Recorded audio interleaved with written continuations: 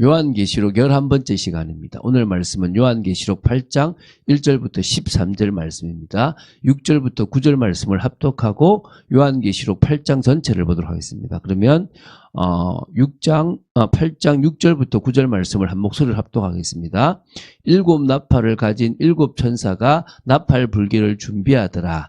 첫째 천사가 나팔을 부니 피 섞인 우박과 불이 나와서 땅에 쏟아지매 땅의 3분의 1이 타버리고 수목의 3분의 1도 타버리고 각종 푸른 풀도 타버렸더라. 둘째 천사가 나팔을 부니 불 붙은 큰 산과 같은 것이 바다에 던져지매 바다의 3분의 1이 피가 되고 바다 가운데 생명 가진 피조물들의 3분의 1이 죽고 배들의 3분의 1이 깨지더라. 이제 막 재앙이 임하죠.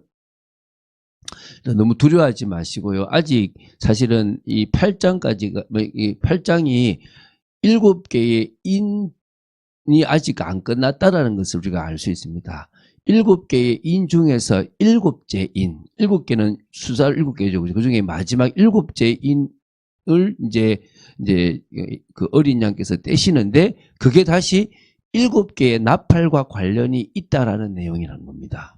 그래서 오늘 보게 되는 이 계시록 8장은요, 어린 양께서 7째 인을 떼는 것으로 시작하고요, 이 첫 번째부터 첫째 인부터 6째 인까지는 좀 간접적이라고 하더라도 그 자체가 재앙의 내용을 가지고 있는, 그것도 주로 성도들에게, 믿는 자들에게 어떤 그런 큰 아픔이 있습니다. 그러나 이 7째 인의 재앙은 그 자체적으로는 재앙을 내포하지 않고 계속되는 7개의 나팔 재앙을 그 내용을 하는 거예요. 그러니까 이제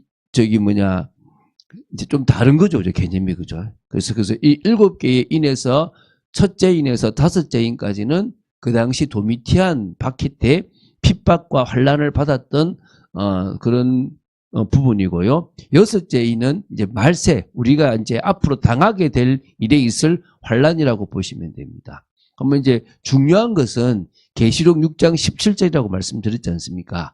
그들의 진노의 큰 날이 이르렀으니 누가 능히 서리요? 이 질문입니다. 이 질문에 대한 답이 계시록 7장이라고 말씀드렸죠. 누구냐? 하나님의 자녀의 이마에 인을 치는 겁니다. 그러면은 그들은 그 상황 속에서 다른 사람들은 능히 설 수 없을 때 이마에 인을 맞은 사람들은 능히 설 수 있게 되는 겁니다. 그게 바로 우리라는 거예요.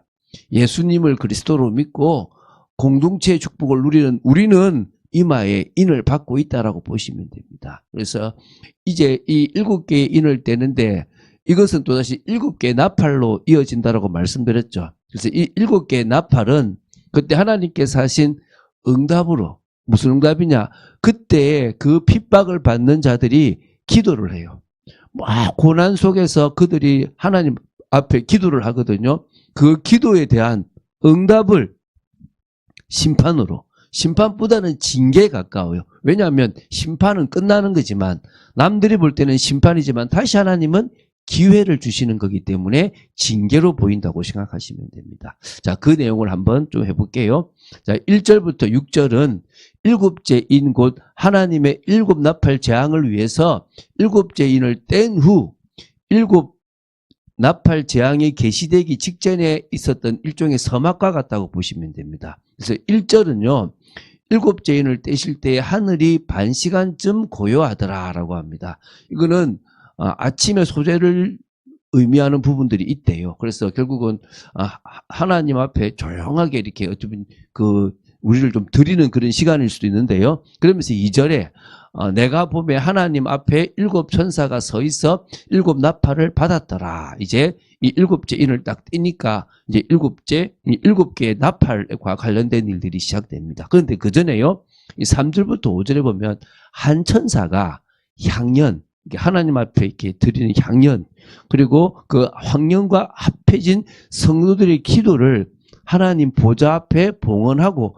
단위의 불을 땅에 이렇게 쏟은 그런 내용이에요. 이게 좀 되게 중요하거든요. 또 다른 천사가 와서 제단 곁에 서서 금향로를 가지고 많은 향을 받았으니 이는 모든 성도들의 기도와 합하여 보좌 금제단에 드리고자 함이나. 또 원래 제사를 지낼 때 분향단에서 향을 피워요. 이제 늘 하나님 앞에 향을 피우거든요. 근데 그 향과 그 향 속에 뭐가 있단 말입니까? 성도들의 기도가 들어있다는 거예요. 향연이 성도의 기도와 함께 천사의 손으로부터 하나님 앞으로 올라가는지라. 천사가 향로를 가지고 제단에 불을 담아다가 땅에 쏟음에 우레와 음성과 번개와 지진이 나더라. 이 구절은 이제 응답이라고 보시면 되겠죠. 그래서 먼저 제단이 나옵니다. 이것은요, 계시록 6장 9절에 나오는 제단이에요. 다섯째 인을 떼실 때 내가 보니 하나님의 말씀과 그들이 가진 증거로 말미암아 죽임을 당한 영혼들이 제단 아래에 있어. 그 제단이에요. 제단 아래에 있는 겁니다. 그런데 이렇게 성도들의 기도가 향과 합하여 보좌 금제단에 드려진 겁니다. 그리고 그 성도들의 기도는 계시록 6장 10절에 나와요. 아까 제단이 6장 9절에 나오는데 그들의 기도가 나오는 거예요. 뭐라 나오냐면요. 이게 이렇게 연결되는 거예요. 보십시오. 큰 소리로 불러 이르되 거룩하고 참되신 대주제여 땅에 거하는 자들을 심판하여 우리 피를 갚아주지 아니하시기를 어느 때까지 하시려 하나이까. 이 피를 갚아주십시오라고 하는 기도가 6장 10절에 나오는 거예요. 그러니 이 기도한 성도들은요, 주로 도미티안 박해 믿음을 지키고 정인으로 서서 죽었던 성도들의 그 간절한 기도라는 겁니다. 향연이 이 기도와 함께 천사의 손으로부터 하나님 앞으로 올라가고요. 하나님께서 그 기도에 응답하신 겁니다. 올라가신 것은 들으신 것이고 들으셨기 때문에 응답하신 거죠. 자, 그 응답이 제단의 불을 담아다가 땅에 쏟음으로 일어나는 겁니다. 그래서 우레와 음성과 번개와 지진이 나는 것인 겁니다. 다시 말하면 성도들의 기도 응답으로 인해서 이 땅에 재앙, 심판, 특히 징계가 일어났다라고 보시면 되는 거예요. 이게 지금 그 내용인 거예요.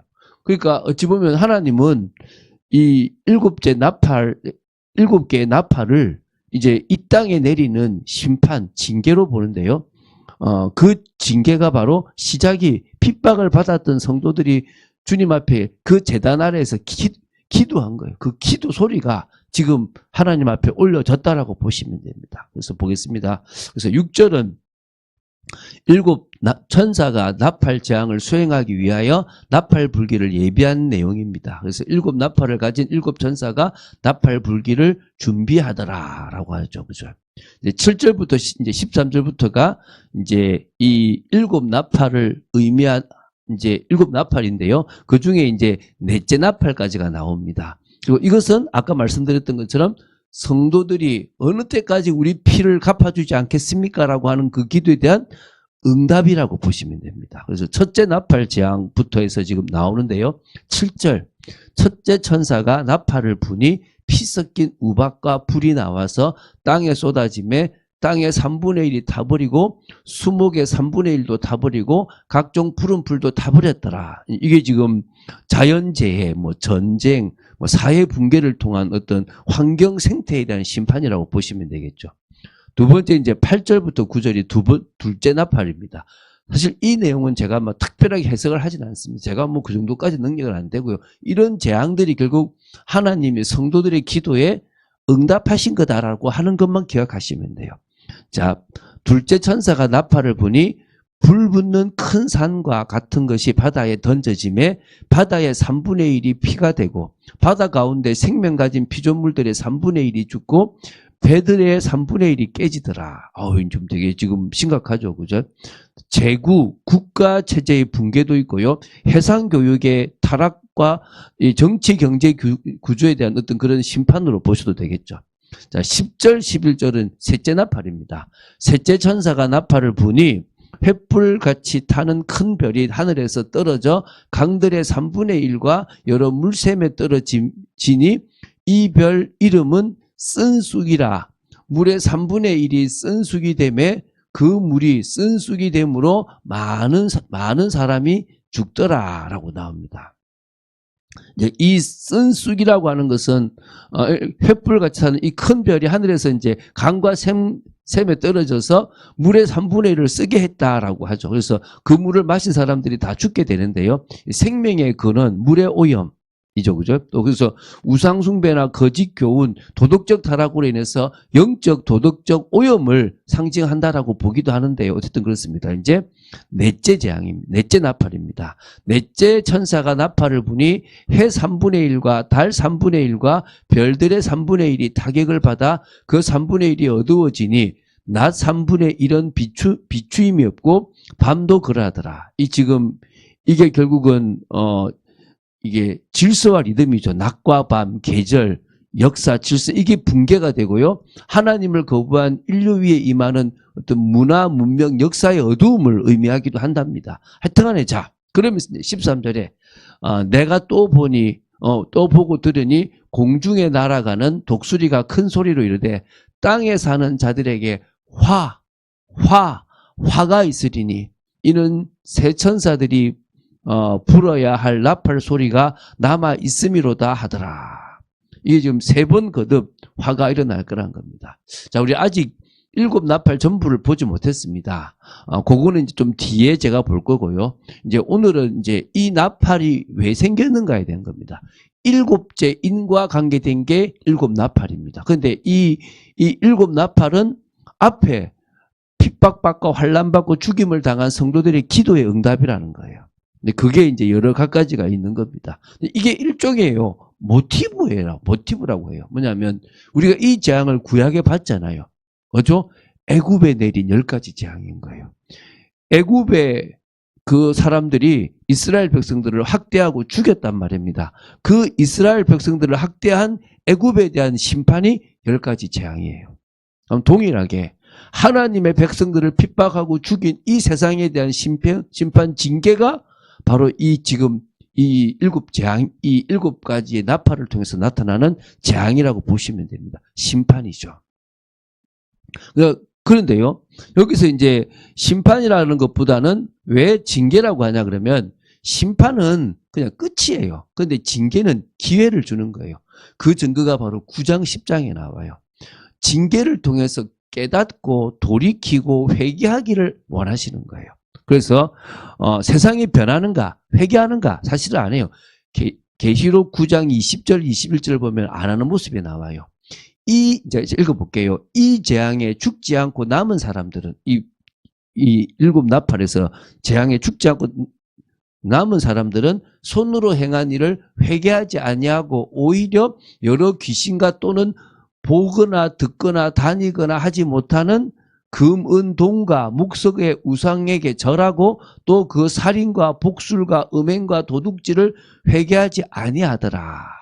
회개 안 한다는 거예요. 그렇지만 하나님은 그들이 회개하든 안 하든 그들에게 기회를 주신다는 거예요. 그럼 그때 교회가 할 일이 무엇입니까? 그 질문에 대한 답이 계시록 10장이에요. 항상 그랬죠. 이 뭐든지 7개라 그러면은 4개, 2개, 그리고 막간 1개라 그랬지 않습니까? 그러면 그 6번째 그때가 이제 질문을 하게 되는데 막간이라고 하는 게 그 질문에 대한 답인데 이 10장이 바로 아무리 복음을 증거해도 듣지 않는 사람, 세상을 향하여 그러니까 그런 세상을 향해서 우리가 해야 될 그리스도인으로 해야 될 것이 뭐냐? 이게 이제 계시록 10장 9절 10절입니다. 이거는 이제 다음 주에 그러니까 다음 이제 이번 주에 보겠죠. 이번 주에 보겠는데 다음에 이제 보도록 하겠습니다. 그래서 우리가 지금 하나님 나라의 일을 이야기하는데요. 우리는 교회입니다. 하나님이 우리를 교회로 세우셨거든요. 그 축복을 날마다 사실적으로 누려가며 세상 속에서 예수 그리스도를 증거하는 축복의 사람이 되어야 될 줄로 믿습니다. 주는 그리스도시요 살아계신 하나님의 아들이심을 고백합니다. 오늘도 중요한 이야기를 나누었습니다. 저희들에게 은혜를 허락하시고 이 7째 인과 연결된 7 나팔에 대한 부분들을 우리가 조금 더 이해하고 마음속에 믿는 축복된 저희들 되도록 지켜 주시옵소서. 주 예수 그리스도 이름으로 기도드립니다. 아멘.